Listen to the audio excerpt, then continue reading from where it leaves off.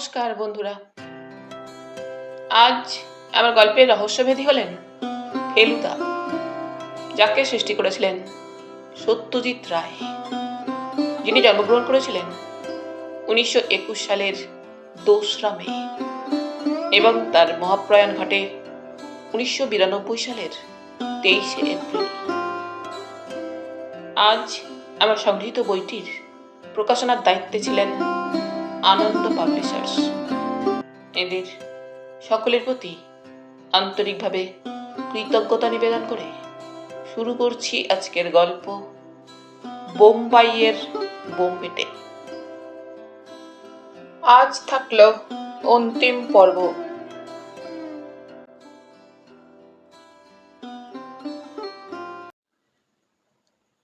দুটো নাগাদ পুলকবাবু আর সংলাপ লেখক ত্রিভুবন গুপ্তের সঙ্গে আমরা ওয়রলির কপার চিমনি রেস্টুরেন্টে লাঞ্চ খেতে ঢুকলাম।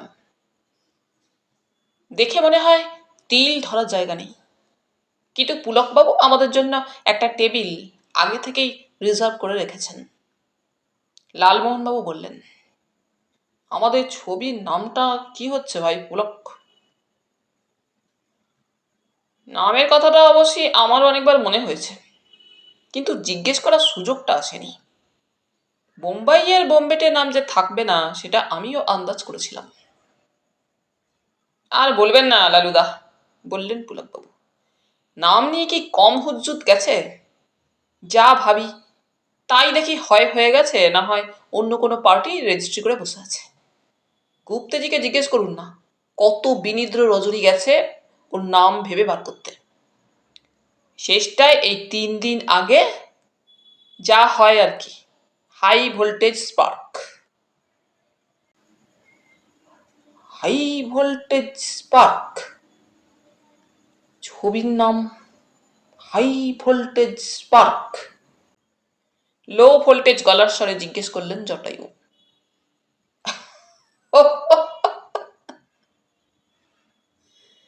পুলকবাবু হো হো করে হেসে চারিদিকে টেবিলের লোকেদের মাথা আমাদের দিকে ঘুরিয়ে দিয়ে বললেন, মাথা খারাপ লালুদা, ও নামে ছবি চলে? আমি ইন্সপিরেশনের কথা বলছি, জেঠ বাহাদুর। হ্যাঁ, জেঠ বাহাদুর? জেঠ বাহাদুর রাস্তায় হোর্ডিং পড়ে যাবে আপনারা থাকতে থাকতেই। ভেবে দেখুন, আপনার গপ্পের এর চেয়ে ভালো নাম আর খুঁজে পাবেন না। অ্যাকশন, স্পিড, থ্রিল, জেট কথাটার মধ্যে আপনি সব পাবেন, প্লাস বাহাদুর। নাম আর কাস্টিং এর জোরেই অল সার্কিটস সোল্ড।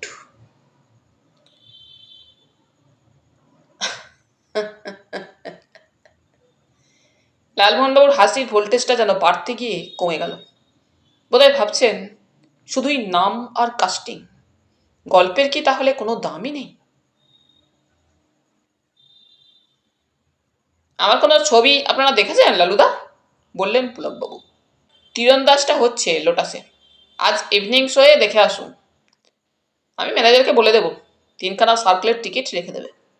ভালো ছবি, জুবিলি করেছিল। আমরা পুলকবাবুর কোনো ছবি দেখিনি।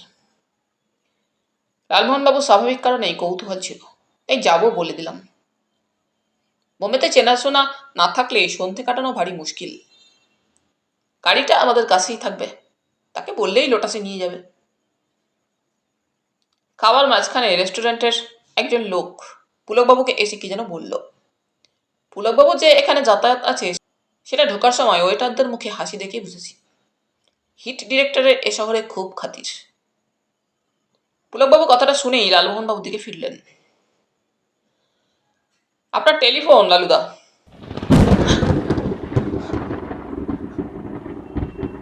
লালমোহনবাবু ভাগ্যিস পোলাওয়ের চামচটা মুখে পড়েননি, তাহলে নির্ঘাত বিষম খেতেন। এই অবস্থায় চমকানোটা কেবল খানিকটা পোলাও চামচ থেকে ছিটকে টেবিলের চাদরে পড়ার উপর দিয়ে গেল। মিস্টার গোড়ে রাখছেন, বললেন পুলকবাবু, হয়তো কিছু গুড নিউজ থাকতে পারে। মিনিট 2 মধ্যে টেলিফোন সেরে এসে লালমোহনবাবু আবার কাঁটা চামচ হাতে তুলে নিয়ে বললেন, 4টের সময় ভদ্রলোকের বাড়িতে যেতে বললেন, কিছু অর্থপ্রাপ্তি আছে বলে মনে হচ্ছে। তার মানে আজ বিকেলের মধ্যে লালমোহনবাবুর পকেটে 10,000 টাকা এসে যাবে। ফেলুদা বলল, এর পরের দিন লাঞ্চটা আপনার ঘাড়ে, আর কপার টপার নয়, একেবারে গোল্ডেন চিমনি। রুমালি রুটি, পোলাও, নার্গিসি কোপ্তা আর কুলপি খেয়ে যখন রেস্টুরেন্ট থেকে বেরোলাম তখন প্রায় 2:45। পুলকবাবু আর মিস্টার গুপ্তে স্টুডিও চলে গেলেন। সংলাপ এখনো কিছু লিখতে বাকি আছে। প্রত্যেকটা সংলাপ সানিয়ে লিখতে হয় তো, তাই নাকি সময় লাগে, বললেন পুলকবাবু। গুপ্তাজি চুরুটের ফাঁক দিয়ে একটু হাসলেন। ভদ্রলোক সংলাপ লিখলেও নিজে সংলাপ খুবই কম বলেন, সেটা লক্ষ্য করলাম। আমরা পান কিনে গাড়িতে উঠলাম। শালিমার?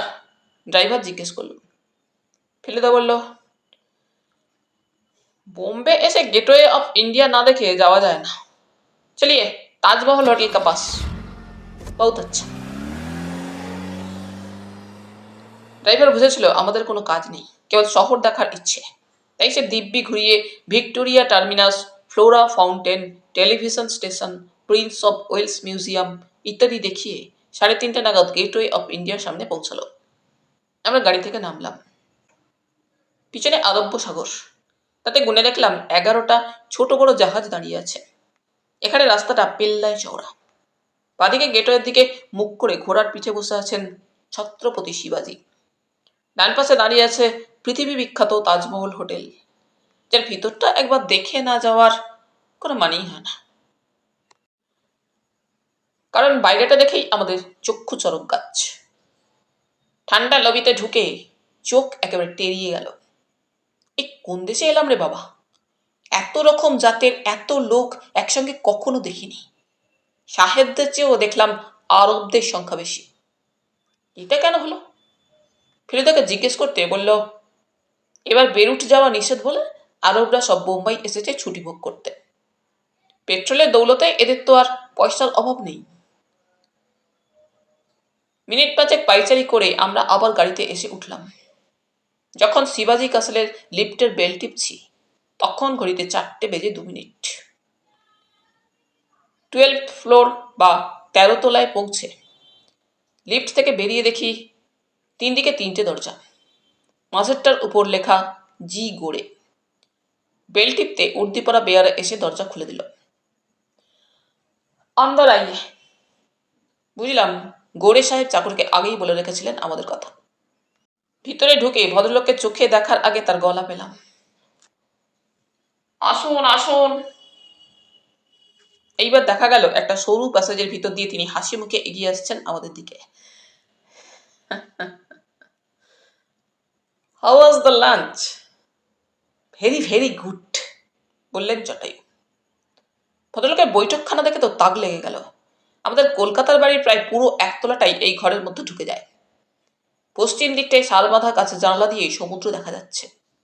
ঘরের আসবাবপত্রের এক একটারই দাম হয়তো 2-3 হাজার টাকা। তাছাড়া মেঝে জোড়া কার্পেট, দেওয়ালে পেন্টিং, সিলিংয়ে ঝাড়লণ্ঠন, এসব তো আছেই। একদিকে দেওয়াল জোড়া বুক সেলফে দামি দামি বইগুলো এত ঝকঝকে যে দেখলে মনে হয় বুঝি এইমাত্র কেনা।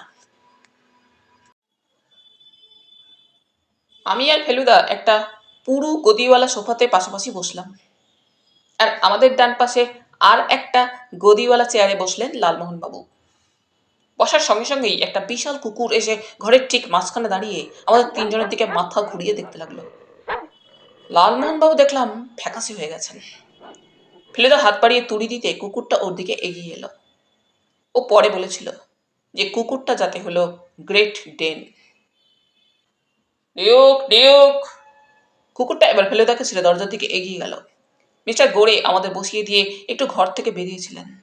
এবার হাতে একটা খাম নিয়ে ঢুকে লালমোহনবাবুর অন্য পাশে চেয়ারে বসলেন।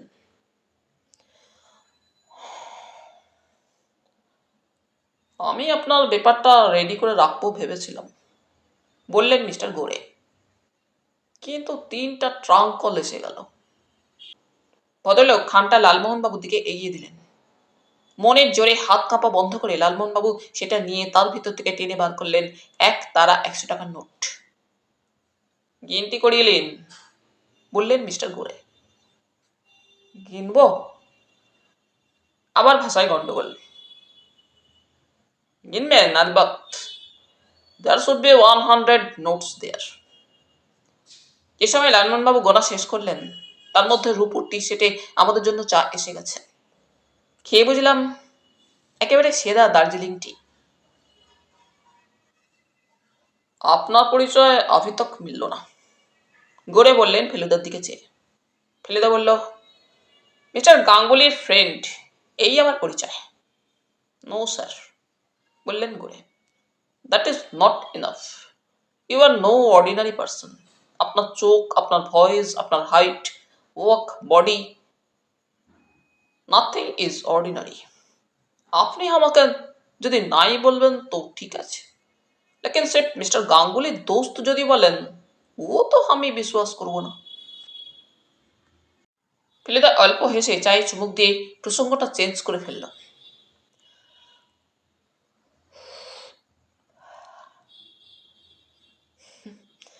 আপনার অনেক বই আছে দেখছি। হ্যাঁ, but I don't read them. ওসব কিতাব অনলি ফর শো।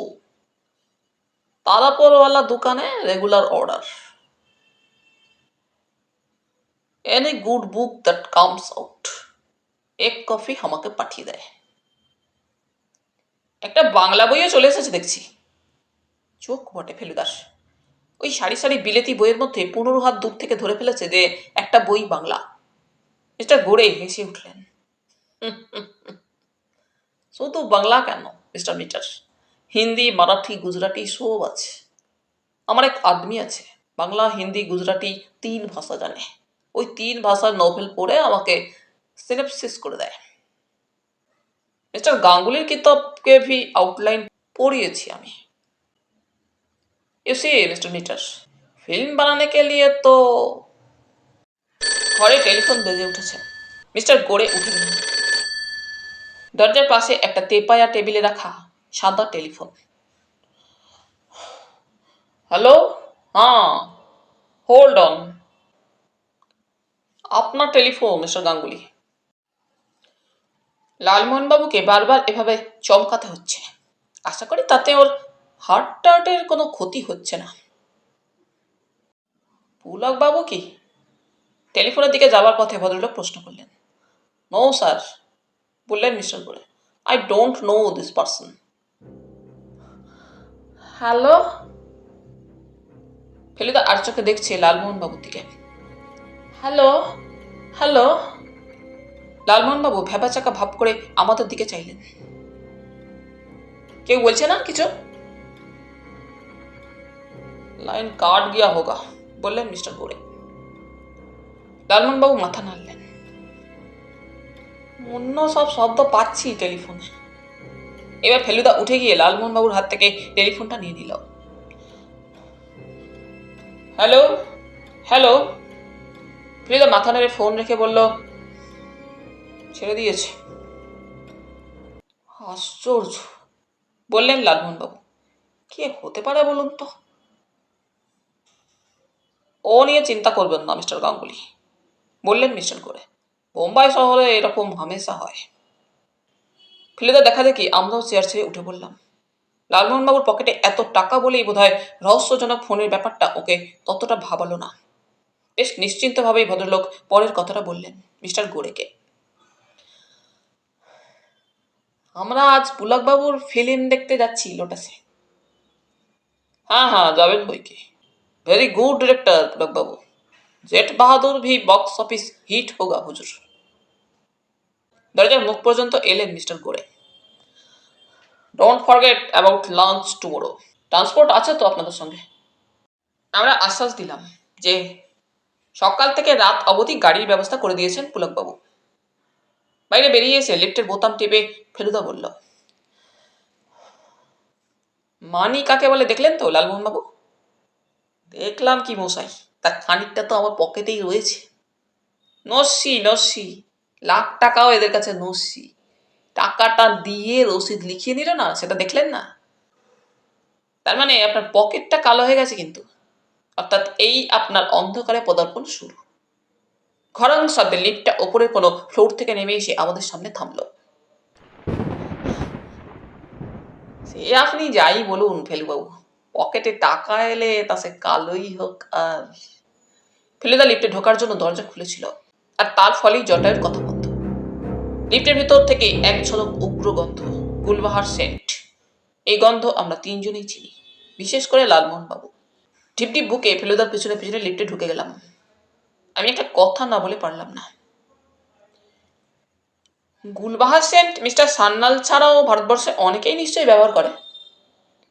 ফেলুদা কথাটা জবাবের বদলে গম্ভীরভাবে 17 নম্বর বোতাম টিপল। আমরা আরো 5 তলা ওপরে উঠে গেলাম। অন্যান্য তলার মতোই 17 নম্বরেও 3খানা ঘর। বাদিকের দরজায় লেখা এইচ হেক্রত। ফেলুদা বলল, জার্মান নাম। ডান দিকের দরজায় লেখা এনসি মানসুখানি, নির্ঘাত সিন্ধি নাম। মাঝখানে দরজায় কোনো নাম নেই।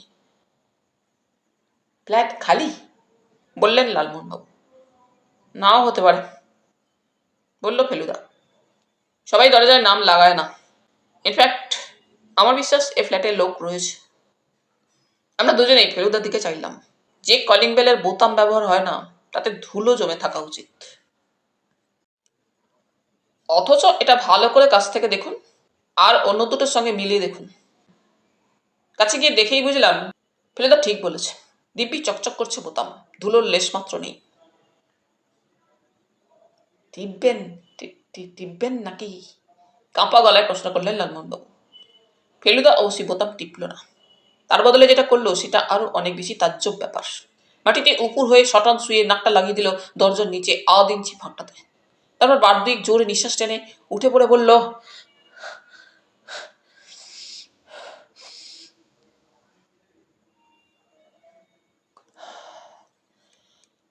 কড়া কফির গন্ধ। তারপর যেটা করলো সেটাও অদ্ভুত। লিফট ব্যবহার না করে 18 তলা থেকে সিঁড়ি ধরে নামতে শুরু করলো। প্রত্যেক তলাতেই থেমে প্রায় 1/2 মিনিট ধরে ঘুরে ঘুরে কি যে দেখলো তা ওই জানে। সব সেরে নিচে যখন নামলাম তখন ঘড়িতে 5টা বেজে 10। বেশ বুঝতে পারছি যে বোম্বে এসে আমরা একটা প্যাঁচালো রহস্যের মধ্যে জড়িয়ে পড়েছি।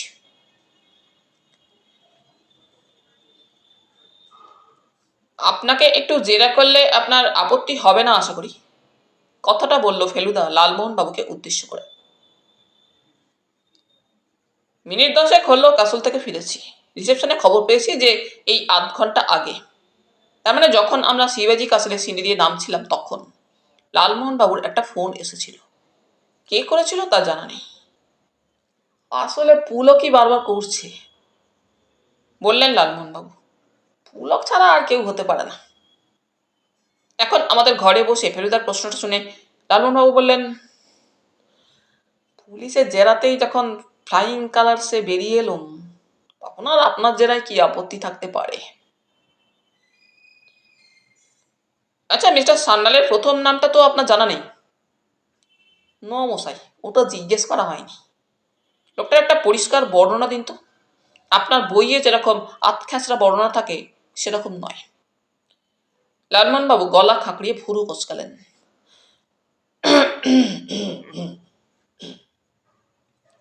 হাইট এই ধরুন গিয়ে। আপনি কি একটা মানুষের হাইটটাই প্রথম দেখেন? তা তেমন তেমন লম্বা বা বেটে হলে। ইনি কি খুব লম্বা? তা অবশ্যই না। খুব বেটে? না, তাও অবশ্যই না। তাহলে হাইট পড়ে। আগে মুখ খুলুন। সন্ধেবেলায় দেখেছি আমার বাইরের ঘরের বাল্বটা আবার 40 পাওয়ারের। তাও বলুন। চওড়া মুখ, চোখ আপনার চোখের চশমা, দাড়ি আছে, চাপ দাড়ি, গোঁফ আছে, দাড়ির সঙ্গে জোড়া, ফ্রেঞ্চ কাট, এই সেরেছে। না, তা বোধহয় না, ঝুলপির সঙ্গেও জোড়া।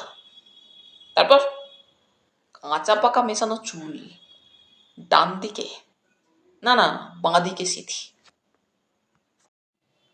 দাঁত পরিষ্কার, ফলস টিথ বলে তো মনে হলো না। গলার স্বর মাঝারি, মানে মোটাও না সরুও না, হাইট মাঝারি। ভদ্রলোক আপনাকে একটা ঠিকানা দিয়েছিলেন না, বোম্বের? বলেছিলেন অসুবিধা হলে একে ফোন করবেন, বেশ হেল্পফুল। দেখেছেন, বেমালুম ভুলে গেছিলাম। আজ যখন পুলিশ জেরা করলো তখন বলতেই ভুলে গেলাম। আমাকে বললেই চলবে। দাঁড়ান দেখি। লালমোহনবাবু মানিব্যাগ থেকে একটা ভাঁজ করা নীল কাগজ বার করে ফেলুদাকে দিলেন। ফেলুদা সেটা খুব মন দিয়ে দেখল, কারণ লেখাটা মিস্টার সান্যালের নিজের। তারপর কাগজটা আবার ভাঁজ করে নিজের ব্যাগের মধ্যে রেখে দিয়ে বলল, তোপসে, নম্বরটা চাতো। 253418। আমি অপারেটরকে নম্বর দিয়ে দিলাম। ফেলুদা ইংরেজিতেই কথা বলল। হ্যালো, মিস্টার দেশাই আছেন? আচ্ছা ফ্যাসাদ, এই নম্বরে মিস্টার দেশাই বলে কেউ নাকি থাকেই না। যিনি থাকেন তার পদবি পারেক, আর গত 10 বছর তিনি এই নম্বরেই আছেন। লালমোহনবাবু, ফেলুদা ফোনটা রেখে বলল, সান্যালকে আপনার নেক্সট গল্প বিক্রি করার আশা ছাড়ুন। লোকটি অত্যন্ত গোলমেলে, এবং আমার বিশ্বাস আপনি যে প্যাকেটটি বয়ে আনলেন সেটিও অত্যন্ত গোলমেলে। লালমোহনবাবু মাথা চুলকে দীর্ঘশ্বাস ফেলে বললেন,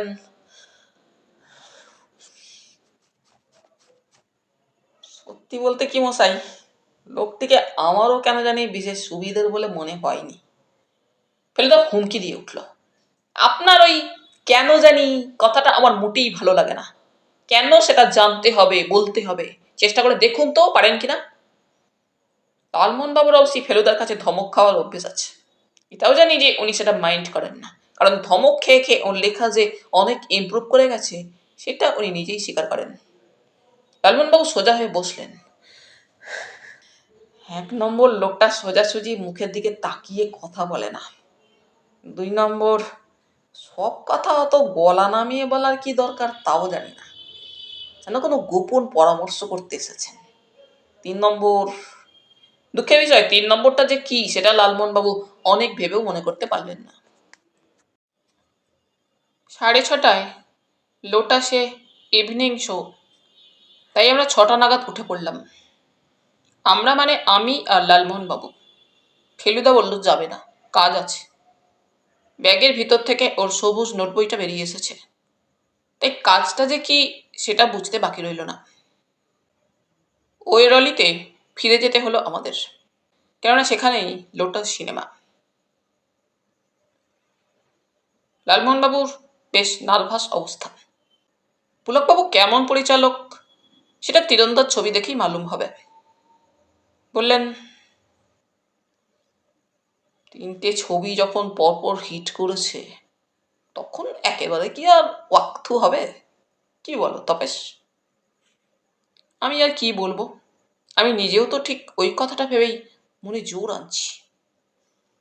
পুলকবাবু ম্যানেজারকে বলতে ভোলেননি, রয়্যাল সার্কেলে 3টে সিট আমাদের জন্য রাখা ছিল। এটা ছবি রিপিট শো, তাই হলে এমনিতেই অনেক সিট খালি ছিল। ইন্টারভ্যালের আগেই বুঝতে পারলাম যে তীরন্দাজ হচ্ছে একেবারে 100% কোডোপাইরিন মার্কা ছবি। এর মধ্যেই অন্ধকারে বেশ কয়েকবার আমরা দুজনে পরস্পরের দিকে মুখ চাওয়াচাই করেছি। হাসি পাচ্ছিল, আবার সেই সঙ্গে জেঠ বাহাদুরের কি অবস্থা হবে আর তার ফলে জটায়ুর কি অবস্থা হবে সেটা ভেবে কষ্টও হচ্ছিল। ইন্টারভ্যালে বাতি জ্বললে পর লালমোহনবাবু দীর্ঘশ্বাস ফেলে বললেন,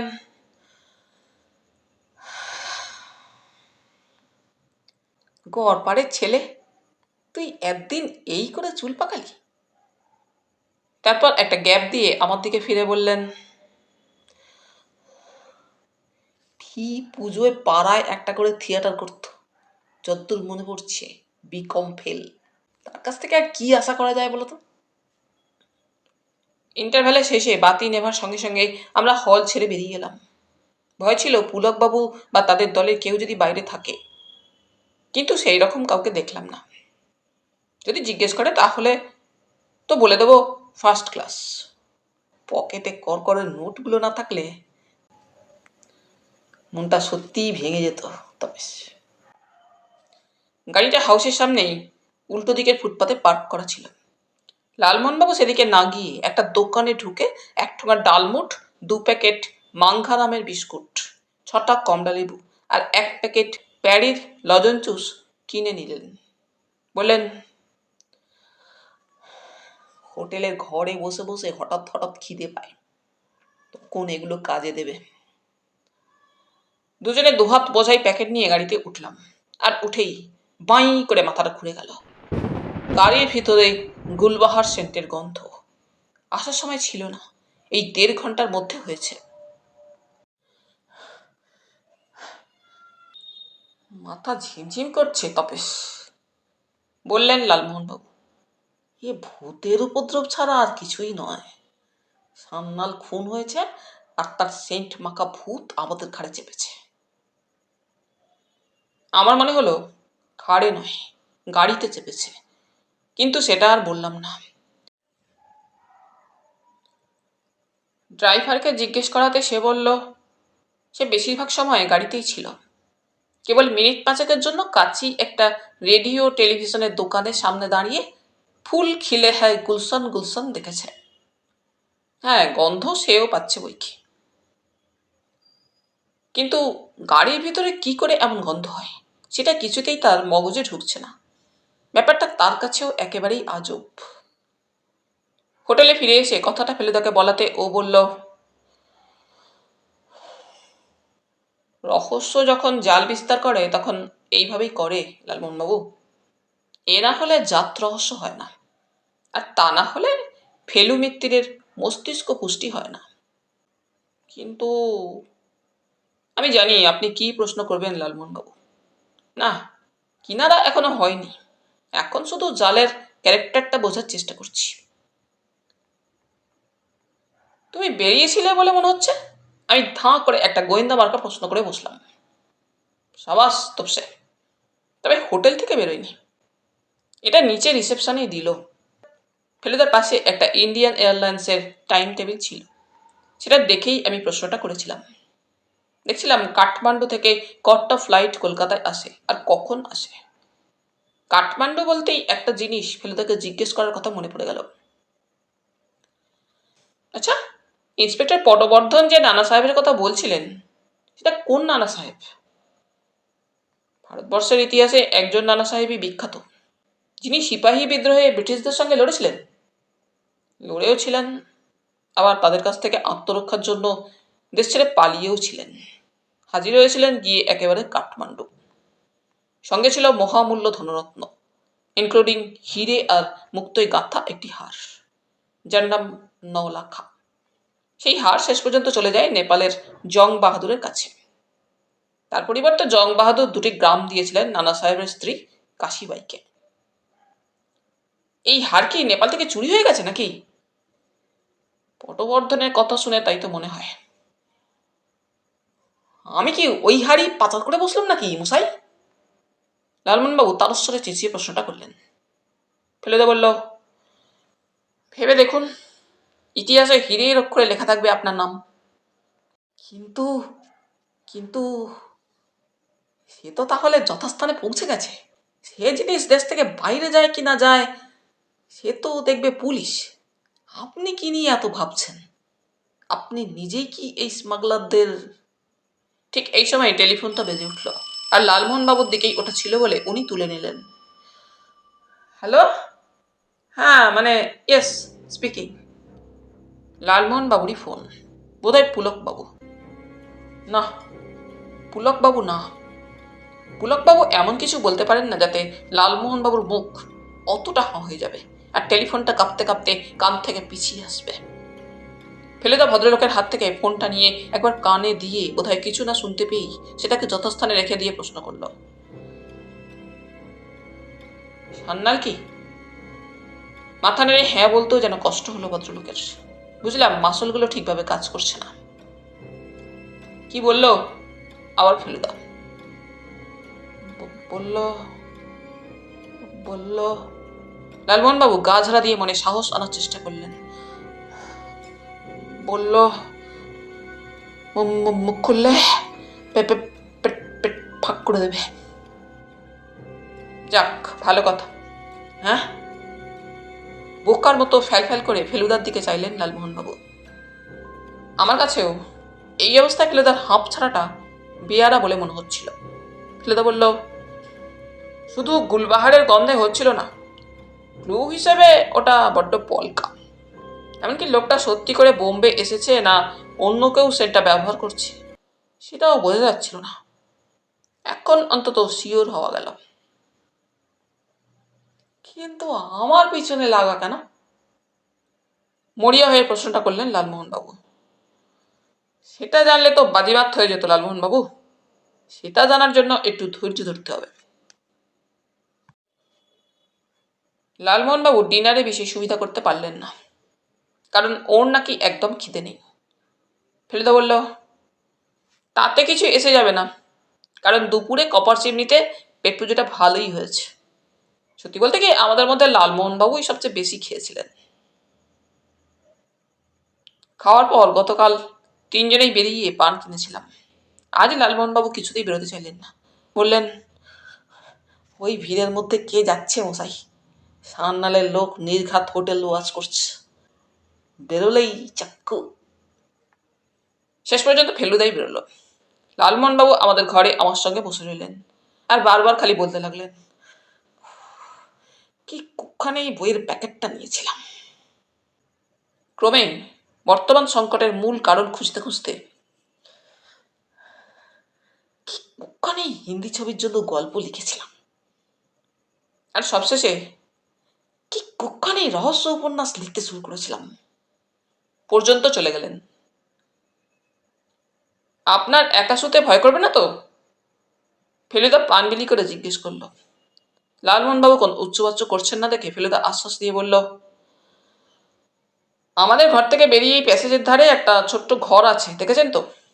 ওখানে সবসময় বেয়ারা থাকে। হোটেলে সারা রাত কেউ না কেউ জেগে থাকে। এ তো আর শিবাজি কাসল না। শিবাজি কাসল নামটা শুনে লালমোহনবাবু আরেকবার শিউরে উঠলেন, কিন্তু শেষ পর্যন্ত মনে সাহস এনে 10টা নাগাদ গুড নাইট বলে নিজের ঘরে চলে গেলেন। সারাদিন বোম্বে চষে বেড়ানোর চেয়েও পুলকবাবুর ছবির অর্ধেক দেখে অনেক বেশি কাহিল লাগছিল। তাই জটায়ু চলে যাবার মিনিট 10-এর মধ্যেই শুয়ে পড়লাম। ফেলুদা যে এখন শোবে না সেটা জানি। ওর নোটবুকটা খাটের পাশেই টেবিলের উপর রাখা হয়েছে। সারা দিন খেপে খেপে তাতে অনেক কিছু লেখা হয়েছে, হয়তো আরো কিছু লেখা হবে। আমি অনেকদিন চেষ্টা করেছি রাত্রে বিছানায় শুয়ে চোখ বুজে খেয়াল রাখতে ঠিক কোন সময় ঘুমটা আসে, কিন্তু প্রতিবারই পরদিন সকালে উঠে বুঝেছি ঘুমটা কখন জানি আমার অজান্তেই এসে গেছে। আজও কখন ঘুমিয়েছি সেটা টেরও পাইনি। ঘুমটা ভাঙলো দরজায় ঘন ঘন ধাক্কা আর সেই সঙ্গে বোতাম টেপার চেয়ে শব্দে। উঠে দেখি ফেলুদার ল্যাম্প তখনও জ্বলছে, আর বালিশের পাশে রাখা আমার ঘড়িতে বলছে 1:45। ফেলুদা দরজা খুলতেই হুমড়ি দিয়ে প্রবেশ করলেন জটায়ু। লালমোহনবাবু হাঁপালেও যে তিনি খুব ভয় পেয়েছেন সেটা কিন্তু মনে হলো না, আর যে কথাটা বললেন ঘরে ঢুকেই সেটাও ভয়ের কথা নয়। কেলেঙ্কারিয়াস ব্যাপার মশাই। আগে খাটে এসে বসুন, বলল ফেলুদা।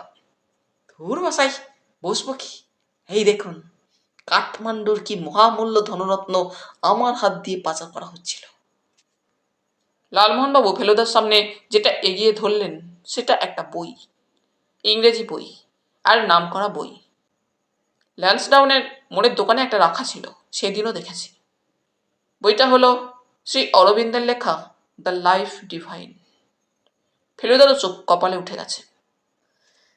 তার উপর আবার বাধাইয়ের গন্ডগোল, বললেন লালমোহনবাবু। প্রথম 30 পাতার পর কয়েকটা পাতা পরস্পরের সঙ্গে সিটে আছে।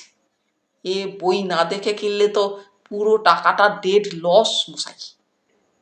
পন্ডিচেরির বাইন্ডার এরকম কাঁচা কাজ করবে ভাবতে পারেন? তাহলে সেদিন কি দিলেন লাল শার্টের হাতে? জিজ্ঞেস করলো ফেলুদা। জানেন কি দিলুম ভাবতে পারেন? আমার নিজের বই মশাই, নিজের বই, বোম্বাইয়ের বোম্বেটে। পুলককে তো পাণ্ডুলিপির কপি পাঠিয়েছিল, তাই এবার ভাবলুম 1 কপি ছাপা বই দেব, with my blessings and my autograph. আরও 3 কপি রয়েছে এখনো আমার ব্যাগে, প্রত্যেকটি ব্রাউন কাগজে মোড়া।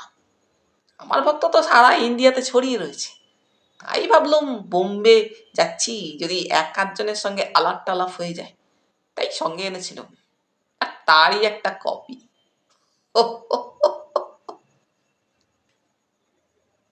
এত হালকা লালমোহনবাবুকে অনেকদিন দেখিনি।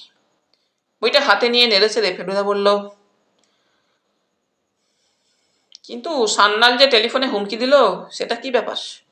এর সঙ্গে লাইফ ডিভাইন খাপ খাচ্ছে কি? লালমোহনবাবু এতেও দমলেন না। কে বলল সান্যাল? টেলিফোনে অত গলা চেনা যায় নাকি? কোনো উটকো বদমাস রসিকতা করেছে হয়তো। মুম্বাইতে যদি তীরন্দাজ ছবি হিট হতে পারে, তো সবই হতে পারে। আর গাড়িতে গুলবাহা সেন্ট, ওটা ওই ড্রাইভারই মাখে। কিরকম টেরির বাহাত দেখেছেন? শৌখিন লোক, ধরা পড়ে অপ্রস্তুত হয়ে স্বীকার করলে না। তাহলে আর কি, নিশ্চিন্তে ঘুমন গিয়ে।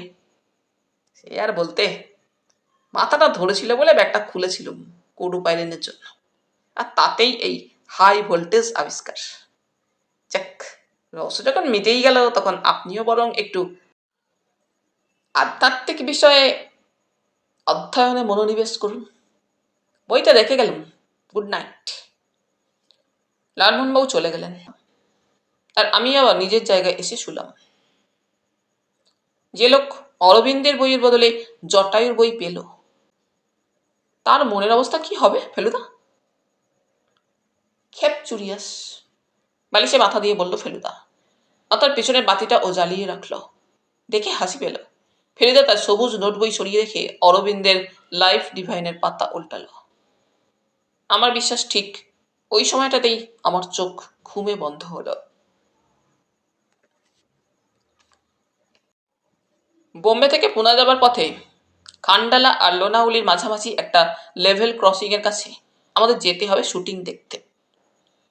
ছবির 11টা ক্লাইম্যাক্সের শেষ ক্লাইম্যাক্স দৃশ্য তোলা হবে আজ। একদিনে কাজ শেষ হবে না, পরপর আরও 4 দিন যেতে হবে সবাইকে। আমরা ঠিক করেছি, আর যদি ভালো লাগে তাহলে বাকি কদিনেও যাব। ট্রেনটা এই 5 দিনেই পাওয়া যাবে। প্রতিদিনই ঠিক 1টা থেকে 2টো, অর্থাৎ 1 ঘন্টার জন্য। ডাকাত দলের ঘোড়া আর হিরোর লিঙ্কন কনভার্টেবল থাকবে সারাদিনের জন্য। ভিলেন ইঞ্জিন ড্রাইভারের জায়গা দখল করে ট্রেন চালিয়ে নিয়ে চলেছে। সেই ট্রেনেরই একটা কামরায় হাত পা বাঁধা অবস্থায় পড়ে রয়েছে হিরোইন আর তার কাকা। মোটরে করে হিরো ট্রেনের উদ্দেশ্যে ধাওয়া করেছে। এদিকে হিরোর যে যমজ ভাই, যাকে ছেলেবেলায় ডাকাতে ধরে নিয়ে গিয়েছিল, আর যে এখন নিজেই ডাকাত, সে আসছে ঘোড়া আর দলবল নিয়ে ট্রেনটাকে অ্যাটাক করবে বলে। মোটরে হিরো এসে পৌঁছানোর প্রায় সঙ্গে সঙ্গেই ডাকাত ভাই ঘোড়া থেকে চলন্ত ট্রেনে লাফিয়ে পড়ে। ইঞ্জিনের ভিতর ফাইট হয়, ভিলেন ড্রাইভার খতম হয়। সে সময় মোটরে করে হিরো এসে পড়ে। আর তারপর বাকি অংশ রূপালী পর্দায় দেখবেন। আসলে শেষটা নাকি 3 রকম ভাবে তোলা হবে। তারপর পর্দায় যেটা বেশি ভালো লাগবে সেটাই রাখা হবে। পুলকবাবু সকালে 3 মিনিটের জন্য ঢু মেরে গেছেন। আমাদের ব্যবস্থা সব ঠিকঠাক জেনে বললেন, লালুদা, আপনাকে দেখেই বুঝতে পারছি তীরন্দাজ আপনার খুব ভালো লেগেছে। আসলে লালমোহনবাবু সকাল থেকেই রাত্রির ঘটনাটা ভেবে ক্ষণে ক্ষণে আপন মনে হেসে ফেলছিলেন। পুলকবাবুর সামনে সেই হাসিটাই বেরিয়ে পড়েছিল। এখন পুলকবাবুর কথা শুনে আরো জোরে হেসে বললেন, ও গড়পাড়ের ছেলে, তুমি দেখালে ভাই। হ্যাঁ, ফিরতে রাত হবে, তাই ফেলুদা বলল হাত ব্যাগগুলো সঙ্গে নিয়ে নিতে। কালকের কেনা কমলা লেবু, বিস্কুট, লজেন জুস ইত্যাদি 3 ব্যাগে ভাগ করে নেওয়া হলো। আর লালমোহনবাবুর ক্যাশ 10,000 টাকা ম্যানেজারের জিম্মায় সিন্ধুকে রেখে রসিদ নিয়ে নেওয়া হলো। কি জানি বাবা, ভদ্রলোক বললেন, ফিল্মের ডাকাতের দলে আসল ডাকাতও যে ঢুকে পড়বে না একাত্তা, তার কি গ্যারেন্টি? ফেলুদা সকালে একবার বেরিয়েছিল, বলল ওর সিগারেটের স্টক নাকি ফুরিয়েছে। যেখানে যাচ্ছি সেখানে কাছাকাছির মধ্যে নাও পাওয়া যেতে পারে। ও ফেরার 10 মিনিটের মধ্যে আমরা রওনা দিয়ে দিলাম। আজও দেখলাম গাড়িতে গুলবাহারের গন্ধ কিছুটা রয়ে গেছে। বোম্বে থেকে থানা স্টেশন প্রায় 25 কিলোমিটার। সেখান থেকে রাস্তা ডাইনে ঘুরে ন্যাশনাল হাইওয়ে ধরে ফুনার দিকে চলে গেছে। এই রাস্তায় 80 কিলোমিটার গেলেই খান্ডালা। আজ দিনটা ভালো। আকাশের টুকরো টুকরো মেঘ হাওয়ার তেজে তরতর করে ভেসে চলেছে। তার ফাঁক দিয়ে রোদ বেরিয়ে বোম্বাই শহরটাকে বারবার ধুয়ে দিচ্ছে। পুলকবাবু বলে গেছেন, শুটিংয়ের জন্য নাকি আইডিয়াল ওয়েদার। লালমোহনবাবুর অবশ্যই আজকে সবকিছুই ভালো লাগছে। খালি খালি বললেন, বিলেত যাওয়ার আস মিটে গেল মশাই। পাশে লোক ঝুলছে না সেটা লক্ষ্য করেছেন? ওহ, কি সিভিক সেন্স এদের। থানা পৌঁছতে লাগলো প্রায় 1 ঘন্টা। এখন 9:15। হাতে সময় আছে, তাই আমরা 3 জন আর ড্রাইভার স্বরূপলাল একটা চায়ের দোকানের সামনে গাড়ি দাঁড় করিয়ে এলাচ দেওয়া চা খেয়ে নিলাম। থানা ছাড়বার কিছুক্ষণের মধ্যেই দেখলাম আমরা ওয়েস্টার্ন ঘাটসের পাহাড়ের পাশ দিয়ে চলেছি। ট্রেন লাইন আর এখন আমাদের পাশে নেই। সেটা থানার পরেই উত্তরে ঘুরে চলে গেছে কল্যাণ। কল্যাণ থেকে আবার দক্ষিণে ঘুরে সেটা মাথেরান হয়ে যাবে পুনা। মাঝপথে পড়বে আমাদের লেভেল ক্রসিং। পথে লালমোহনবাবুর গলায় কমলালেবুর বিচি আটকে গিয়ে বিষম লাগা ছাড়া আর কোনো ঘটনা ঘটেনি। ফেলুদার মনের অবস্থা কি সেটাও ওর মুখ দেখে বোঝা যাচ্ছিল না। ও গম্ভীর মানেই যে চিন্তিত, সেটা ফেলুদার বেলায় খাটে না, আমি আগেও দেখেছি। 12:30 নাগাদ খান্ডালা ছাড়িয়ে মাইলখানেক যেতেই সামনে দূরের রাস্তার ধারে একটা জায়গায় মনে হলো যেন মেলা বসেছে। তারপর মনে হলো, মেলায় এত গাড়ি থাকবে কেন? আরো কাছে যেতে গাড়ি আর মানুষ ছাড়া আরো একটা জিনিস চোখে পড়লো, সে হচ্ছে ঘোড়া। এবারে বুঝলুম ভিড়টা আসলে হচ্ছে জেঠ বাহাদুরের শুটিং এর দল। সব মিলিয়ে অন্তত 100 লোক, বাক্স, প্যাটরা, ক্যামেরা, আলো, রিফ্লেক্টের শতরঞ্চি, সে এক এলাহি ব্যাপার। আমাদের গাড়িটা একটা অ্যাম্বাসাডার, আর একটা বাসের মাঝখানে একটা ফাঁক পেয়ে তার ভিতরে ঢুকে থেমে গেল। আমরা নামার সঙ্গে সঙ্গেই পুলকবাবু এগিয়ে এলেন। তার মাথায় একটা সাদা ক্যাপ আর গলায় ঝুলানো একটা দূরবীনের মতো যন্ত্র। গুড মর্নিং, সব ঠিক আছে? আমরা 3 জনেই মাথা নেড়ে ইয়েস জানিয়ে দিলাম। শুনুন, মিস্টার গোরের ইনস্ট্রাকশন। উনি মাথারানে আছেন, যেখান থেকে ট্রেন আসছে। রেল কোম্পানির কর্তাদের সঙ্গে কথাবার্তা আছে, কিছু পেমেন্টও আছে বোধহয়। উনি ট্রেনের সঙ্গেই চলে আসবেন, অথবা মোটরে করে আসবেন। আপনারা ট্রেনটা এলেই খবর পেয়ে যাবেন। মোট কথা, উনি আসুন বা না আসুন, আপনারা ফার্স্ট ক্লাসে উঠে পড়বেন। All clear? অল ক্লিয়ার, বলল ফেলুদা। বোম্বাইয়ের ফিল্ম লাইনে যে এত বাঙালি কাজ করে এটা আমার ধারণা ছিল না। তার মধ্যে কেউ কেউ যে ফেলুদাকে চিনে ফেলবে তাতে আর আশ্চর্য কি। ক্যামেরাম্যান দাশু ঘোষের সঙ্গে পরিচয় হতেই তার চোখ মুচকে গেল। মিত্তির, আপনি কি ধরেছেন ঠিক, কিন্তু চেপে রাখুন, বলল ফেলুদা। কেন মশাই? আপনি তো আমাদের প্রাইড। সেবারে এলোরার মূর্তি চুরির ব্যাপারটা। ফেলুদা আবার ঠোঁটে আঙুল দিয়ে ভদ্রলোককে থামালো। দাশুবাবু এবার গলা নামিয়ে বললেন, আবার কোনো তদন্ত করছেন নাকি এখানে? আগে না, ফেলুদা বলল, স্রেফ বেড়াতে এসেছি আমার এই বন্ধুটির সঙ্গে। দাশু ঘোষ 21 বছর বোম্বেতে থেকেও নিয়মিত বাংলা উপন্যাস পড়েন, এমনকি জটায়ুর বইও পড়েছেন 2-3টে।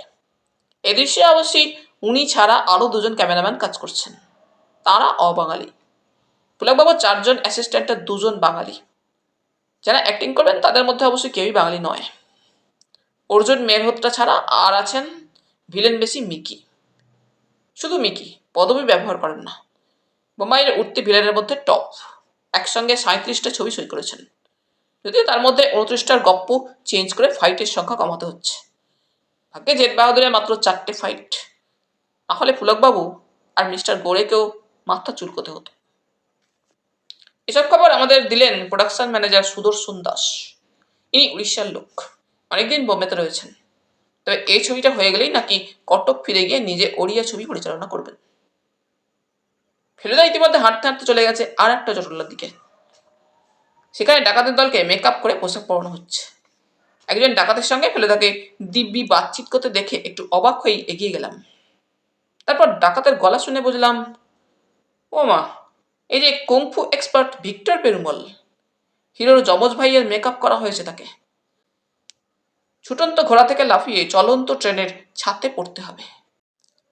তারপর ছটা কামরা ছাদের উপর দিয়ে হেঁটে গিয়ে একেবারে ইঞ্জিনে পৌঁছে ভিলেন বেশি মিকিকে ঘায়েল করতে হবে। তারপর হিরো আর তার 20 বছর না দেখা ডাকাত বনে যাওয়া ভাইয়ের মধ্যে হাই ভোল্টেজ সংঘর্ষ। লালমোহনবাবু এই এলাহি ব্যাপার দেখে কেমন জানি চুপ মেরে গেছেন। যদিও ভেবে দেখলে তার ফুর্তি হওয়ার কথা, কারণ তার গল্পকে ঘিরেই এত হইহল্লা।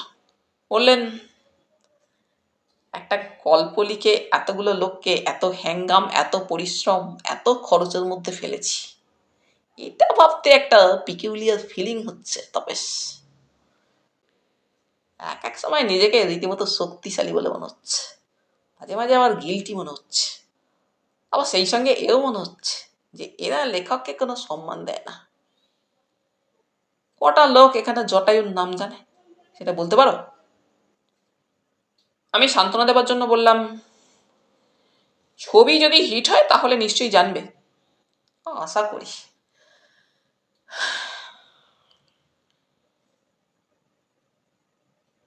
দীর্ঘশ্বাস ফেলে বললেন লালমোহনবাবু, যেসব ডাকাতের মেকআপ হয়ে গেছে তাদের মধ্যে কয়েকজন ঘোড়ার পিঠে চেপে ছোটাছুটি আরম্ভ করে দিয়েছে। ঘোড়াগুলো একটা বিশাল বটগাছের তলায় জড়ো হয়েছিল। গুনে দেখলুম সব শুদ্ধ 9টা। মিনিট খানেকের মধ্যেই নীল কাঁচ তোলা একটা প্রকাণ্ড সাদা লিঙ্কন কনভার্টিবল গাড়িতে হিরো আর ভিলেন এসে হাজির হলো। হিরোইনের দরকার লাগবে না, কারণ ট্রেনের কামরায় বন্দি অবস্থায় তার শটগুলো নাকি স্টুডিওতে তোলা হবে। সেটা এক হিসেবে ভালো। এই দুই পুরুষ তারকা গাড়ি থেকে নামতেই চারিদিকে যা শোরগোল পড়ে গেল, হিরোইন থাকলে না জানি কি হতো। সুদর্শনবাবু চা এনে দিয়েছিলেন। আমরা খাওয়া শেষ করে পেয়ালা ফেরত দিচ্ছি, এমন সময় বাজখাই গলায় লাউডস্পিকারে হাঁক শোনা গেল, ট্রেন কামিং, ট্রেন আতি হ্যায়, এভরিবডি রেডি। শব্দের সঙ্গে কালো ধোঁয়া ছাড়তে ছাড়তে 8টা বগি সমেত পুরনো টাইপের ইঞ্জিনটা যখন লেভেল ক্রসিং এর কাছে এসে দাঁড়ালো, তখন ঘড়িতে ঠিক 1:05। ফার্স্ট ক্লাস কামরা যে মাত্র একটাই, আর সেটাও যে পুরনো ধাঁচের সেটা দূর থেকেই বুঝতে পেরেছি। আর কামরাগুলোতে মাথানান থেকেই প্যাসেঞ্জার বসিয়ে দেওয়া হয়েছে। তাদের মধ্যে ছেলে মেয়ে বুড়ো বুড়ি সব রকমই আছে। ট্রেন থামার সঙ্গে সঙ্গেই পুলকবাবুর ব্যস্ততা একেবারে সপ্তমে চলে গেছে। তিনি একবার এ কামরা থেকে ও কামরায় ছুটে যাচ্ছেন, একবার হিরো থেকে ভিলেন, একবার এ অ্যাসিস্ট্যান্ট থেকে ও অ্যাসিস্ট্যান্ট। লালমোহনবাবু পর্যন্ত বলতে বাধ্য হলেন, না মশাই, শুধু টাকা দিয়ে ছবি হয় না, এটা বোঝা যাচ্ছে। হিরোর গাড়ি রেডি। কালো চশমা পরে স্টিয়ারিং ধরে বসে আছে অর্জুন মেহরোত্রা। পাশে তার নিজের মেকআপ ম্যান আর দুজন ছোকরা টাইপের লোক, বোধহয় চামচা টামচা হবে। অর্জুনের সামনে একটা হুড খোলা জিপে টেপায় স্ট্যান্ডের উপর ক্যামেরাও রেডি। ভিক্টর সমেত ডাকাতের দল ঘোড়ার পিঠে আগেই এগিয়ে গেছে। তারা চলন্ত ট্রেন থেকে সিগন্যাল পেলে একটা বিশেষ পাহাড়ের বিশেষ জায়গা থেকে নেমে এসে ট্রেনের পাশে পাশে দৌড় আরম্ভ করবে। বীরেন মিকিকে দেখলাম পুলকবাবুর একজন সহকারীর সঙ্গে ইঞ্জিনের দিকে এগিয়ে গেল। আমাদের কি করা উচিত ঠিক বুঝতে পারছি না, কারণ মিস্টার গোড়ের দেখা নেই। তিনি ট্রেনেই এসেছেন কিনা সেটাও বুঝতে পারছি না। ভিড় পাতলা হয়ে গেছে, অথচ আমাদের দিকে কেউ আসছে না দেখে লালমোহনবাবুর উস্কুসুনি আরম্ভ হয়ে গেল। বললেন, ও ফেলুবাবু, এরা কি ভুলে গেল নাকি আমাদের? ফেলুদা বলল, একটি মাত্র প্রথম শ্রেণীর কামরা, কথা মতো সেটাতে গিয়েই ওঠা উচিত আমাদের। দেখি আরো 2 মিনিট। 2 মিনিটের আগেই ইঞ্জিন থেকে দুটো হুইসেল শোনা গেল, আর সেই মুহূর্তেই সুদর্শন দাসের হাঁক, এই যে আপনারা চলে আসুন, চলে আসুন, চলে আসুন। আমরা হাতে ব্যাগ নিয়ে দৌড় দিলাম। সুদর্শনবাবু আমাদের ফার্স্ট ক্লাসের দরজা অবধি পৌঁছে দিলেন। বললেন, আমি তো কিছুই জানতাম না, এইমাত্র একজন লোক এসে খবর দিলে, বললে গোড়ে সাহেব আধ ঘন্টার মধ্যেই এসে পড়বেন। প্রথম শটের পর ট্রেন আবার এইখানেই ফিরে আসবে। কামরায় উঠে দেখি একটা বেঞ্চির উপর বড় জলের ফ্লাস্ক আর সাফারি রেস্টুরেন্টের নাম লেখা 4টে সাদা কাগজের বাক্স, অর্থাৎ আমাদের লাঞ্চ। এত ব্যস্ততার মধ্যেও ভদ্রলোকের যে আশ্চর্য খেয়াল, সেটা স্বীকার করতেই হবে। আর একটা হুইসেলের সঙ্গে একটা ঝাঁকুনি দিয়ে গাড়ি ছেড়ে দিল। আমরা 3জনে জানালা দিয়ে বাইরের কাণ্ড কারখানা দেখবার জন্য তৈরি হলাম। একেবারে নতুন অভিজ্ঞতা, তাই মনে বেশ একটা রোমাঞ্চ ভাব হচ্ছিল। গাড়ি ক্রমশ স্পিড নিচ্ছে। ডান পাশ দিয়ে রাস্তা গেছে, সেদিকের বেঞ্চেতেই বসেছি আমরা তিনজন। বাদিকে পাহাড় পড়বে, অর্থাৎ সেটা হলো ডাকাতের দিক, ডান দিকটা হিরোর দিক। আরও একটু স্পিড বাড়ার পর ডান দিকের রাস্তা দিয়ে প্রথমে ক্যামেরা সমেত জিপ, তারপর হিরোর গাড়ি আসতে দেখা গেল। এখন অবশ্যই হিরো ছাড়া গাড়িতে আর কেউ নেই। ক্যামেরার মুখটাও যে তার দিকেই ঘোরানো সেটা বুঝতে পারলাম। যিনি ছবি তুলছেন তিনি ছাড়া আর তিনজন লোক রয়েছেন, তার মধ্যে একজন হলো পুলকবাবুর অ্যাসিস্ট্যান্ট। সে হাতে একটা চঙা নিয়ে তার ভিতর থেকে হিরোকে ডাইনে তাকাও, বাঁয়ে তাকাও ইত্যাদি নির্দেশ দিচ্ছে। আরও দুটো ক্যামেরার একটার সঙ্গে পুলকবাবু রয়েছেন, সেটা রয়েছে ট্রেনেরই একটা কামরার ভিতর। তৃতীয় ক্যামেরাটা রয়েছে ট্রেনের পিছন দিকে শেষ কামরার ছাতে। হিরো তেমন জোরে গাড়ি চালাচ্ছে না দেখে আমার মনটা দমে গিয়েছিল, কিন্তু ফেলুদা বলল ওটা ছবিতে নাকি জোরেই মনে হবে, কারণ ক্যামেরার স্পিড কমিয়ে শটটা নেওয়া হচ্ছে। তাছাড়া যতটা আসতে ভাবছিস ততটা আসতে কিন্তু যাচ্ছে না গাড়িটা, কারণ আমাদের ট্রেনটাও তো চলেছে সঙ্গে সঙ্গে, আর চলেছে বেশ জোরেই। ঠিক কথা, এটা আমার খেয়াল হয়নি। কিছুক্ষণের মধ্যে ক্যামেরা আর হিরোর গাড়ি আমাদের কামরা ছাড়িয়ে চলে গেল। পুরোনো কামরা, তাই জানালায় গরাদ নেই। গলা বাড়িয়ে আরও কিছুক্ষণ দেখার ইচ্ছে ছিল, কিন্তু ফেলুদা বাধা দিয়ে বলল, জেট বাহাদুর ছবি দেখতে গিয়ে যদি পর্দায় দেখিস তুই গলা বাড়িয়ে শুটিং দেখছিস, সেটাও কি খুব ভালো হবে? লোভ সম্বরণ করে উল্টো দিকে জানলার ধারে বসবো বলে সিট ছেড়ে দাঁড়িয়েছি। ঠিক সেই সময় নাকে গন্ধটা এলো। ফেলুদা দেখি আর আমার পাশে নেই। তার দৃষ্টি বাথরুমের দরজার দিকে। সে এক লাফে উল্টো দিকে চলে গেছে, তার ডান হাত কোটের পকেটে।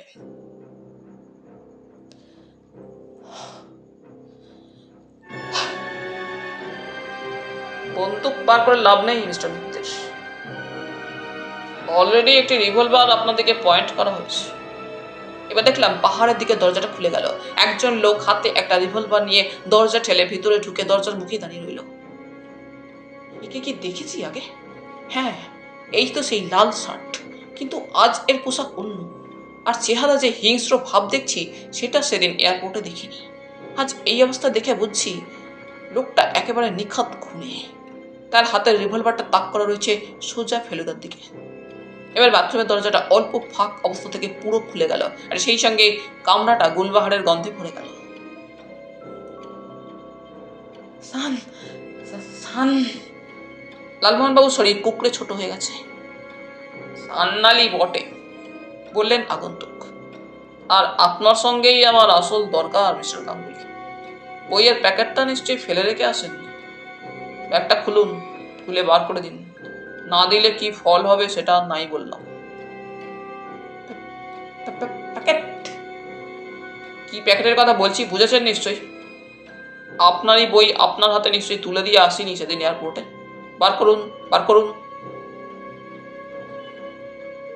আপনি ভুল করছেন। প্যাকেট ওর কাছে নেই, আমার কাছে। ট্রেনের শব্দের জন্য সকলকেই চেঁচিয়ে কথা বলতে হচ্ছে, কিন্তু ফেলুদার গম্ভীর গলা চাপা অবস্থাতেই ট্রেনের শব্দ ছাপিয়ে সান্যালের কানে পৌঁছেছে, কারণ চশমার পিছনে ভদ্রলোকের চোখ দুটো জ্বলে উঠল। লাইফ ডিভাইনের এতগুলো পাতা নষ্ট করে আপনার ঐশ্বর্য কিছু বাড়ল কি? ফেলুদার গলার স্বর এখনো ধীর, কথাগুলো মাপা। নেমো।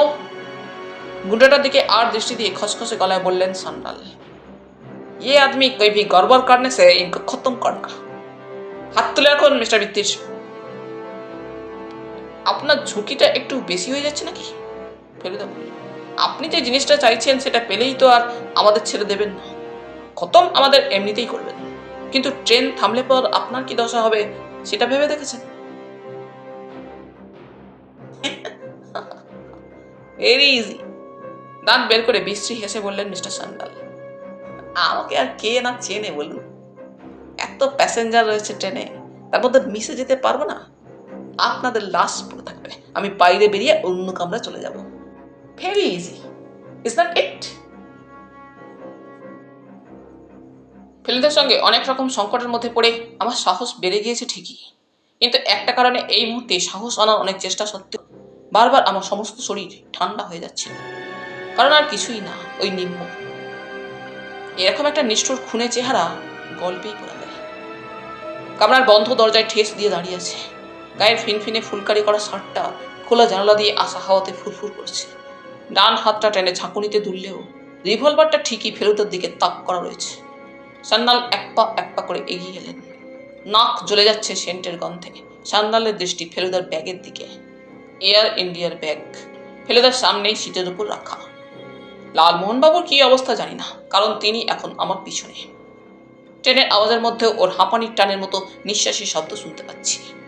ট্রেন ছুটে চলেছে, তার মানে শুটিংও হয়ে চলেছে নিশ্চয়ই। মিস্টার গোড়ে কি সাংঘাতিকভাবে আমাদের ডোবালেন, সিটটা উনি জানেন কি? সান্যাল সিটে বসে বাক্সটার ক্যাচ টিপলেন। ঢাকনা খুলল না, বাক্সের চাবি লাগানো। চাবি কোথায়? এর চাবি কোথায়? মিস্টার সান্যালের সমস্ত মুখ অসহিষ্ণু রাগে কুঁচকে গেল। কোথায় চাবি? পকেটে, শান্তভাবে জবাব দিল ফেলুদা। কোন পকেটে? ডান। আমি জানি ওই পকেটেই ফেলুদার রিভলভার। সান্যাল উঠে দাঁড়ালেন, রাগে ফুলছেন তিনি। কয়েক মুহূর্ত যেন কিং কর্তব্য বিমূঢ়। তারপর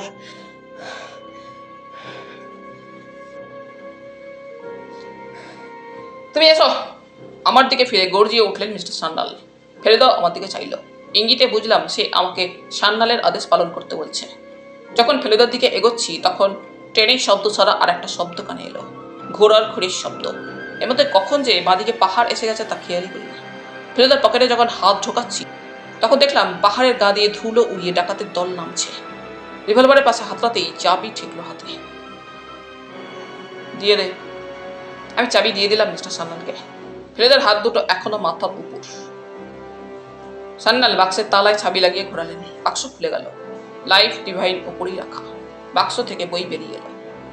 জানালার ঠিক বাইরেই ঘোড়ার খুর, একটা নয় অনেকগুলো। তীর বেগে নেমে আসছে পাহাড়ের গা বেয়ে, ছুটে চলেছে ট্রেনের সঙ্গে পাল্লা দিয়ে। সান্যাল বইটা হাতে নিয়ে কয়েকটা পাতা উল্টিয়ে যেখানে পৌঁছালেন তারপরে আর উল্টানো যায় না, কারণ সেগুলো পরস্পরের সঙ্গে সাঁটা। এবার উল্টানোর বদলে সান্যাল একটা অদ্ভুত কাজ করলেন। পাতার মাঝখানটা খামচিয়ে সেটাকে ছিঁড়ে ফেললেন, আর ফেলতেই তার তলায় একটা চৌকো খোপ বেরিয়ে পড়ল।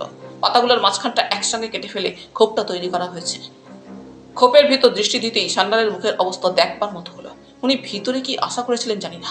এখন বেরোলো খান আস্টেক সিগারেটের পোড়া টুকরো, ডজন খানেক পোড়া দেশলাই, আর বেশ খানিকটা সিগারেটের ছাই।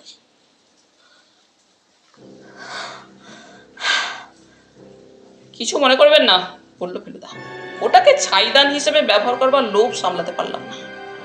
এবারে সান্যাল এত জোরে চেঁচালেন যে মনে হলো সমস্ত ট্রেন ওর কথা শুনে ফেলবে। বেয়াদবিরা জায়গা পাওনি, ভেতরে আসল জিনিস কোথায়? কি জিনিসের কথা বলছেন আপনি? স্কাউন্ড্রেল, তুমি জানো না কিসের কথা বলছি? নিশ্চয়ই জানি, তবু আপনার মুখ থেকে শুনতে চাই। কোথায় সেই জিনিস? আবার গর্জিয়ে উঠলেন মিস্টার সান্যাল। পকেটে। কোন পকেটে? বাঁ পকেটে।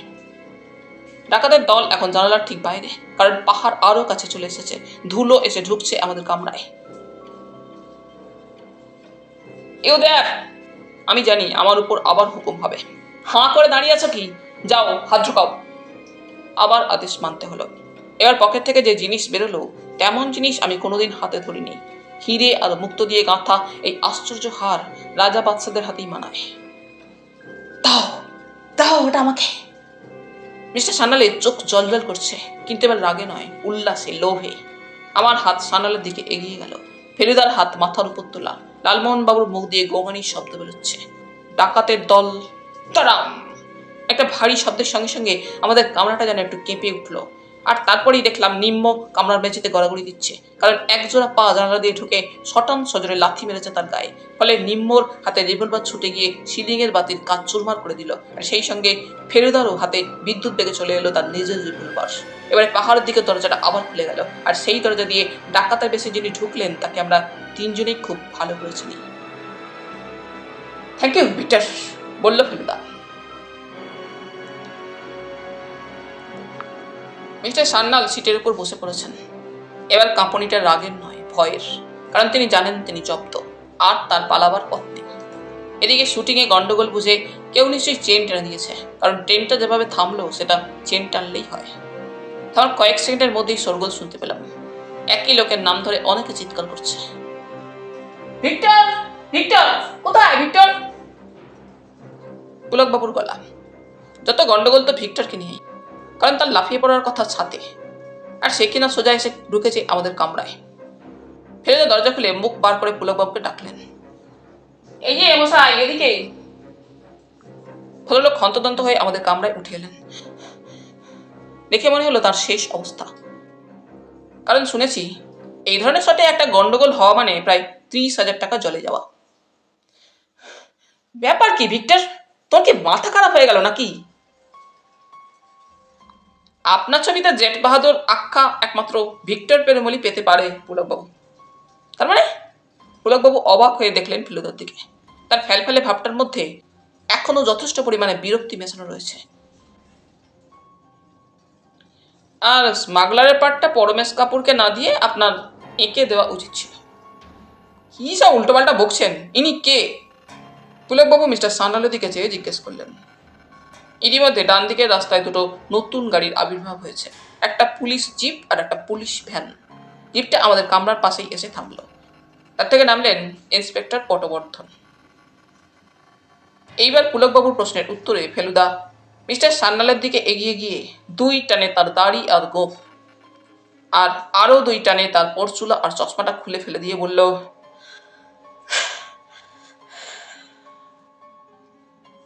আপনার গা থেকে গুলবাহারের গন্ধটাও টেনে খুলে ফেলতে পারলে খুশি হতাম মিস্টার গোড়ে, কিন্তু ওই একটি ব্যাপারে ফেলু মিত্তিরও অপারক। প্রডিউসার মিশায় ধরা পড়লে ছবি বন্ধ হয়ে যাবে, এই কথা আপনাকে কে বললো লালুদা? প্রশ্নটা করলেন পুলকবাবু। লালমোহনবাবু কিছুই বলেননি, কেবল ঘাড় গজ করে গম্ভীর হয়ে বসেছিলেন। যদিও এটা ঠিক যে গম্ভীর হবার একটা কারণ হলো জেট বাহাদুরের ভবিষ্যৎ সম্বন্ধে চিন্তা। জেট বাহাদুরকে কেউ রুখতে পারবে না লালুদা, বললেন পুলকবাবু। গড়ে চুলোয় যাক, গোল্লায় যাক, হাজতে যাক, যেখানে খুশি যাক, প্রডিউসার তো আর বোম্বেতে একটা নয়। চুনিপাঞ্চলি তো 1 বছর থেকে আমার পেছনে লেগে আছে। দেখবেন আপনারা থাকতে থাকতেই নতুন ব্যানারে আবার কাজ আরম্ভ হয়ে গেছে। আজকের শুটিং অবশ্যই সেই 1:30টায় বন্ধ হয়ে গেছে। গোড়ে আর নিম্মর হাতে হাত করা পড়েছে। নানা সাহেবের 9 লাখ হার পুলিশের জিম্মায় চলে গেছে। আজ যে এরকম একটা ঘটনা ঘটতে পারে সেটা ফেলুদা আগেই বুঝেছিল, আর তাই ও সকালে সিগারেট কিনতে যাবার নাম করে ইন্সপেক্টর পটবর্ধনের সঙ্গে দেখা করে পুলিশের ব্যবস্থা করে এসেছিল। গোড়ে নাকি এককালে একটানা 12 বছর কলকাতায় ছিল। শুধু ডন বস্কো নয়, সেন্ট জেভিয়ার্সও পড়েছে, তাই বাংলাটা সে ভালোই জানে। যদিও বোম্বেতে সে সচরাচর হিন্দি, মারাঠি আর ইংরেজিটাই ব্যবহার করে। আমরা বসে আছি খান্ডালা ডাকবাংলোর বারান্দায়। চমৎকার পাহাড়ে জায়গা, বাতাসে রীতিমতো ঠান্ডার আমেজ। বোম্বের অনেকেই নাকি খান্ডালায় চেঞ্জে আসে। সাফারির মাটন, দো পেঁয়াজি আর নান খাওয়া হয়ে গেছে আগেই। এখন বিকেল 4:30, তাই চা আর পকৌড়া খাচ্ছে সকলে। আমাদের টেবিলে আমরা 3 জনেই বসেছি। পুলকবাবু ছিলেন এতক্ষণ আমাদের সঙ্গে। এইমাত্র উঠে মেরহোত্রার টেবিলে চলে গেলেন। অর্জুন মেরহোত্রার একটু যেন মনমরা ভাব। তার একটা কারণ হয়তো এই যে আজকের হিরো হচ্ছে নিঃসন্দেহে প্রদোষ মিত্তির। ইতিমধ্যে অনেকেই ফেলুদার সই নিয়ে গেছে, এমনকি ভিলেন মিকি পর্যন্ত। সেকেন্ড হিরো যে ভিক্টর পেরুমল তাতেও কোনো সন্দেহ নেই। ফেলুদা ভিক্টরকে আগে থেকেই তালিম দিয়ে রেখেছিল। বলেছিল, ঘোড়া নিয়ে যখন ট্রেনের ধারে পৌঁছাবে তখন ফার্স্ট ক্লাস কামরার দিকে একটু চোখ রেখো, গোলমাল দেখলে সোজা দরজা দিয়ে ঢুকে এসো। ফেলুদার 2 হাত মাথার উপর তোলা দেখেই ভিক্টর ধরে ফেলেছে গন্ডগোলের ব্যাপার। আশ্চর্য, এত বড় একটা কাজ করেও তার কোনো তাপ উত্তাপ নেই। সে এরই মধ্যে আবার বাংলোর সামনে মাঠে তার লোকজন নিয়ে 1, 2, 3 করে কুংফু অভ্যাস শুরু করে দিয়েছে। কিন্তু ব্যাপারটা হচ্ছে কি? লালমোহনবাবু এই এতক্ষণে প্রথম মুখ খুললেন। ফেলুদা ওর মুখের কথা কেড়ে নিয়ে বলল, ব্যাপারটা হচ্ছে কি, আপনি এখনো যেই তিমিরে সেই তিমিরে, তাই তো? যেটাই একটা গোবেচারা হাসি হেসে মাথা নেড়ে হ্যাঁ বোঝালেন। ফেলুদা বলল, আপনার মনের অন্ধকার দূর করা খুব কঠিন নয়, তবে তার আগে গোড়ে লোকটাকে একটু বুঝতে হবে, তাহলেই তার কার্যকলাপটা বোধগম্য হবে। প্রথমেই মনে রাখতে হবে যে সে আসলে স্মাগলার, কিন্তু ভেক ধরেছে সম্ভ্রান্ত ফিল্ম প্রডিউসারের। আপনার গল্প থেকে সে ছবি করছে। গল্পে আপনি শিবাজি কাসেলে স্মাগলাররা থাকে বলে লিখেছেন। স্বভাবতই গোড়ে তাতে বিচলিত হয়ে পড়ে। তার মনে প্রশ্ন জাগে, আপনি শিবাজি কাসল সম্বন্ধে কদ্দূর কি জানেন? কারণ সে নিজে স্মাগলার আর তার বাসস্থানও শিবাজি কাসল। এইটা জানার জন্য সে সান্যাল সেজে আপনার বাড়ি গিয়ে হাজির হয়, আপনার সঙ্গে আলাপ করে। সে বোঝে যে ভয়ের কোনো কারণ নেই, আপনি অত্যন্ত নিরীহ নির্লিপ্ত মানুষ, এবং শিবাজি কাসলের ব্যাপারটা আপনার কাছে একেবারেই কাল্পনিক। সে সময় তার মাথায় আসে আপনার হাত দিয়ে বইয়ের প্যাকেটে 9 লাখ হার পাচার করার আইডিয়া। মালটা গড়ে পাঠাচ্ছিল তারই এক গ্যাংয়ের লোককে, যে খুব সম্ভবত থাকে শিবাজি কাসলেরই 17 নম্বর তলার 2 নম্বর ফ্ল্যাটে। আপনি যদি ধরা পড়েন তাহলে দোষ দেবেন সান্যালকে, গোড়েকে নয়, তাই তো? অর্থাৎ সান্যালকে খাড়া করে গোড়ে নিচে থাকছে সেফ সাইডে। এদিকে হয়ে গেল গন্ডগোল। আপনি 50 লাখ টাকার হারের বদলে চালান করে বসলেন আপনারই 5 টাকা দামের বই। সেই বইয়ের প্যাকেট নিয়ে লাল শার্ট অর্থাৎ নিম্ন শিবাজি কাসলের লিফট দিয়ে উঠছিল 17 তলায়। সে সময় গোড়েরই কোনো প্রতিদ্বন্দ্বী গ্যাংয়ের লোক নিম্নকে আক্রমণ করে প্যাকেট আদায় করার জন্য। নিম্ন তাকে খুন করে প্যাকেট যথাস্থানে চালান দিয়ে গা ঢাকা দেয়। এদিকে প্যাকেটে যে হার নেই সে খবর পেতেই গোড়েকে চলে আসতে হয়। সেটা বুঝেছে কি হয়েছে। তার এখন দুটো কাজ করতে হবে, 1 হার ফিরে পেতে হবে, 2 আমাদের খতম করতে হবে। তার একমাত্র ভরসা যে আমরা লাইফ ডিফাইনের রহস্য ভেদ করে হারটা পুলিশের হাতে জমা দিইনি। গোড়ে এসেই বুঝলো যে সান্যালের পুনরাবির্ভাবের প্রয়োজন হবে। সান্যালি যখন মালটা পাঠিয়েছিল তখন সান্যালকেই সেটা পুনরুদ্ধার করতে হবে, তাহলে গোড়ের নিজের উপর কোনো সন্দেহ পড়বে না। কিন্তু গুলবাহার? বলছি সব বলছি। গুলবাহার সেটের ব্যাপারটা গোড়ের শয়তানি বুদ্ধির আশ্চর্য উদাহরণ। এটার জন্য সে কলকাতা থেকেই তৈরি হয়েছিল। সান্যাল মানেই গুলবাহার, আর গুলবাহার মানেই সান্যাল। এ ধারণা অন্তত আপনার মনে বদ্ধমূল হয়ে গিয়েছিল, তাই নাকি? হ্যাঁ, তা একরকম হয়েছিল বই কি। বেশ, এবার মনে করে দেখুন, যেদিন গোড়ে আমাদের বৈঠকখানায় বসিয়ে কিছুক্ষণের জন্য ঘর থেকে বেরিয়ে গিয়েছিল, ভাবটা যেন আপনার জন্য টাকা আনতে গিয়েছে। কেমন? ঠিক খুব।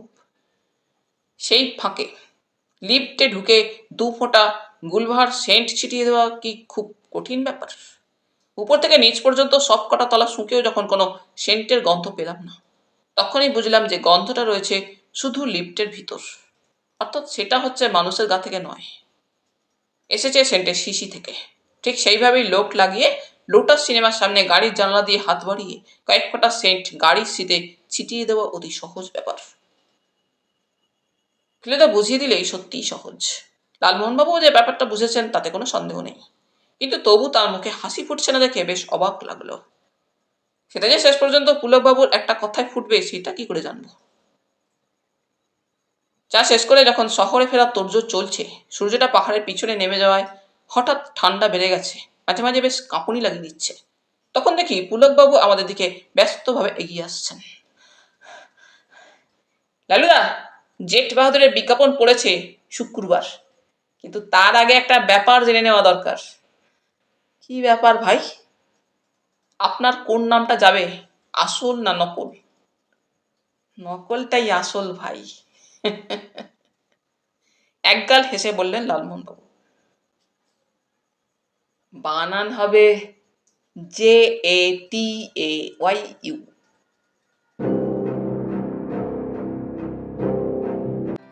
তাহলে বন্ধুরা, আজ এই পর্যন্তই। গল্প পাঠ তোমাদের ভালো লেগে থাকলে তোমাদের কাছে আবারও অনুরোধ থাকলো, লাইক, শেয়ার এবং সাবস্ক্রাইব করে তোমাদের মূল্যবান মতামত পাঠানোর জন্য। ধন্যবাদ।